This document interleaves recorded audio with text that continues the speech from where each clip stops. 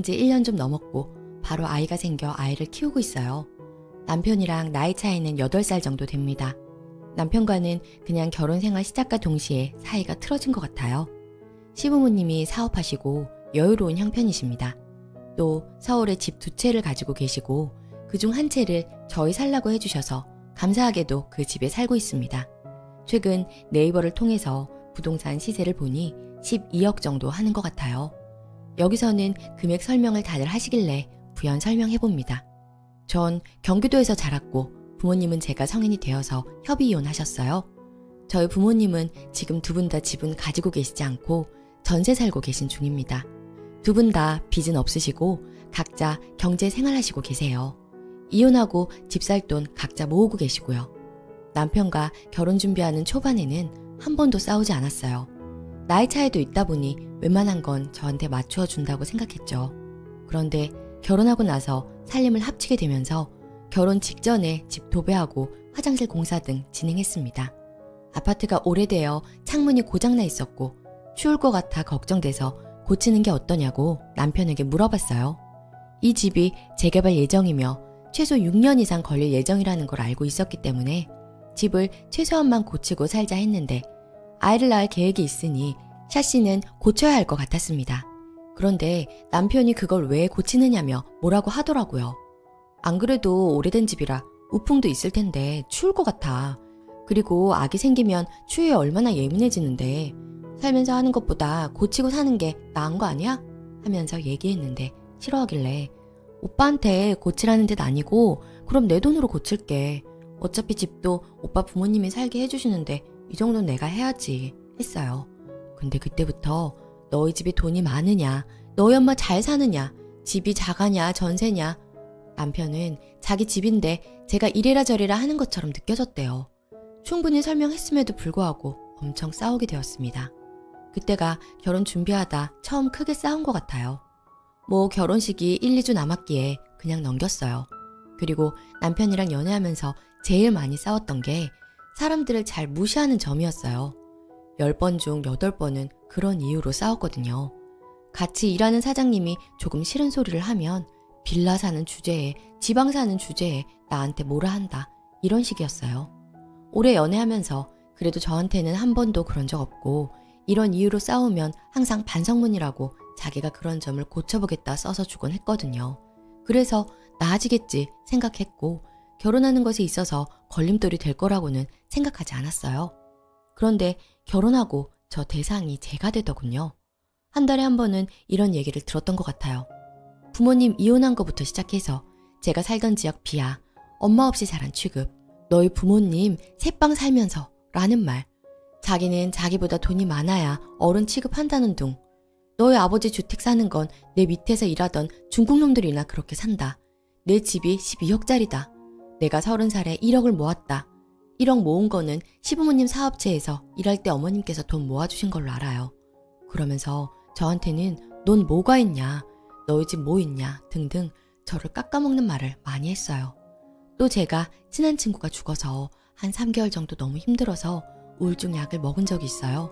그거로 너 정신병 원래 있잖아 하면서 환자 취급합니다. 참 제가 힘들었던 일들이 약점으로 돌아올 줄 몰랐어요.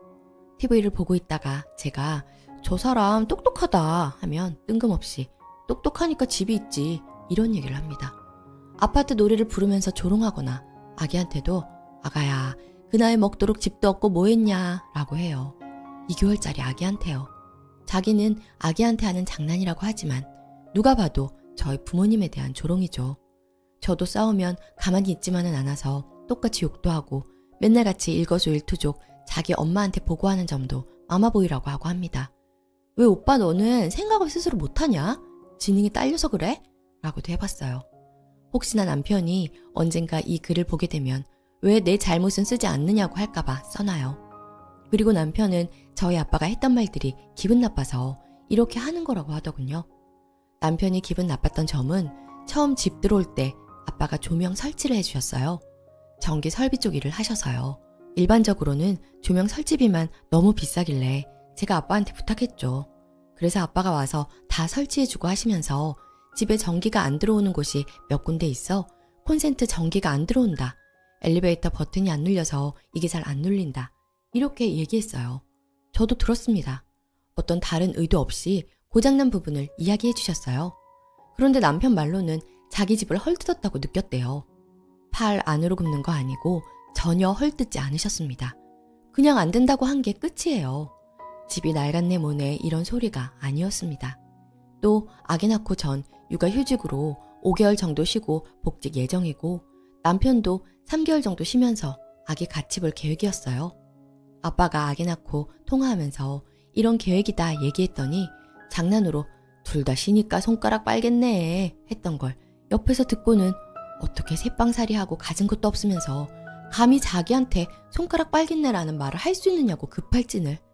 세입자가 집주인한테 그런 소리 하는 거 아니라고도 하더군요. 자기가 집 갖고 있다고 무슨 저희 아빠를 자기 세입자 취급을 하는지 참. 그래서 그냥 위와 같은 일들 다 기분 나쁠 수 있겠다고 얘기했는데도 폭언이 계속됐어요. 사실 이게 그냥 다 제가 부족하게 해왔으니까요. 가전, 가구, 예문시계 비용해서 3천 이상 들었습니다. 집 구하는 돈이 안 들어갔으니 적게 해온 거죠. 남편 입장에서.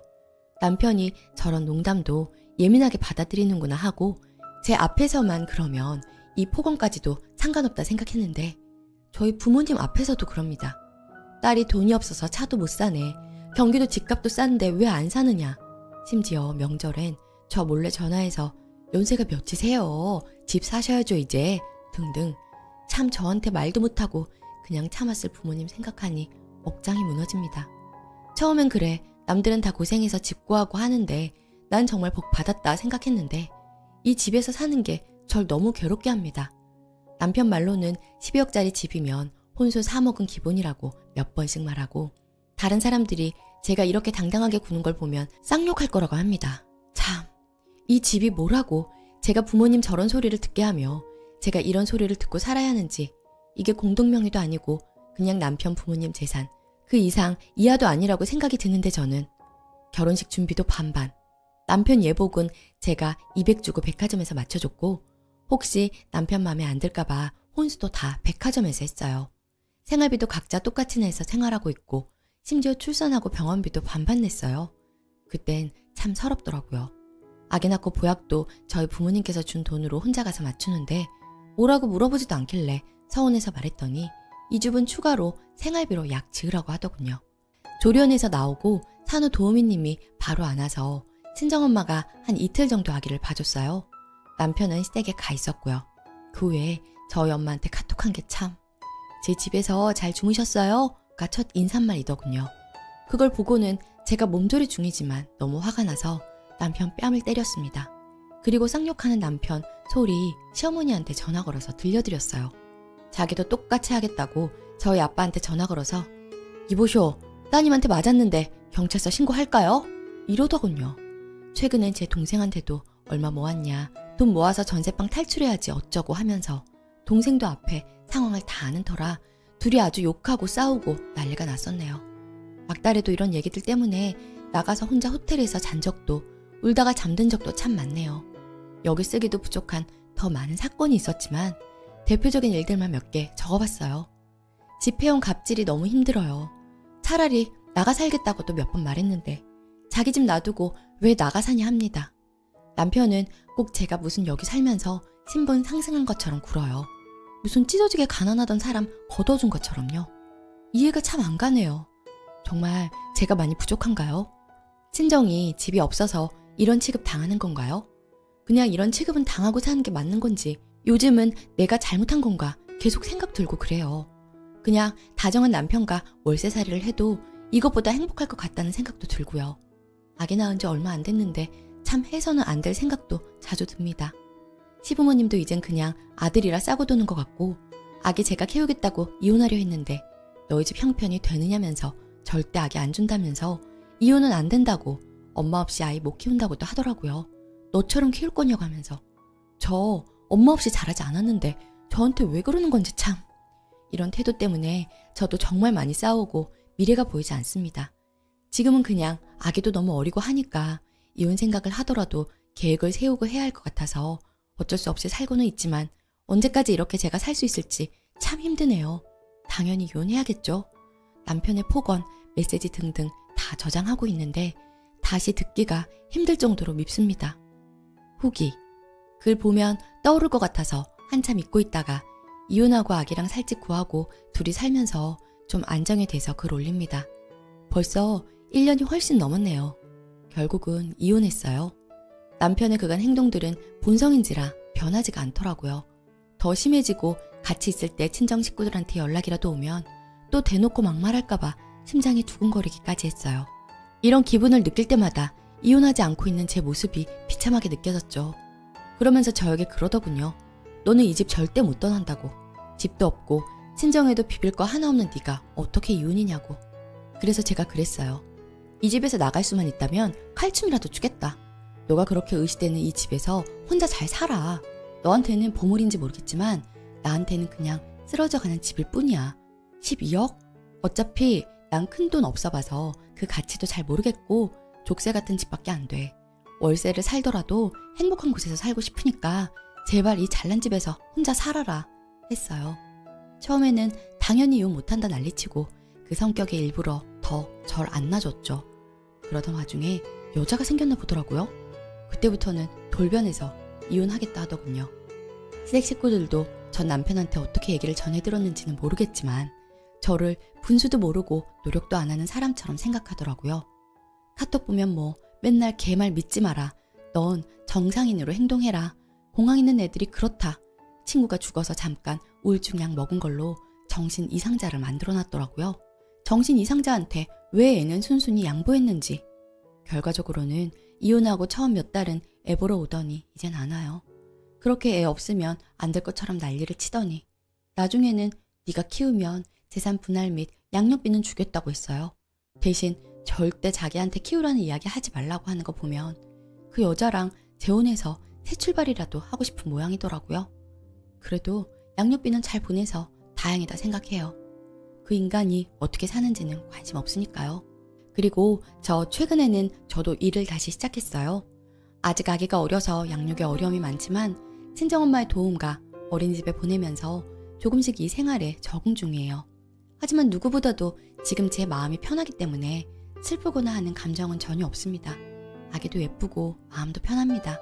그동안 친정에 불효 아닌 불효해서 마음 아프게 많이 해드린 거 생각하면 너무너무 죄송해요. 제 이혼을 격하게 원하신 분들이 많으셨던데 진심으로 감사드리며 앞으로 더 잘 살 수 있도록 노력하겠습니다. 댓글. 가진 건 쥐뿔도 없는 놈이 부모가 준 집 하나 가지고 뭐 되는 마냥 집 없는 사람은 다 자기 밑으로 보내. 버리세요. 집이 없어지지 않는 한 평생 그렇게 살 놈이에요. 정신 꺾어진 놈. 쯧.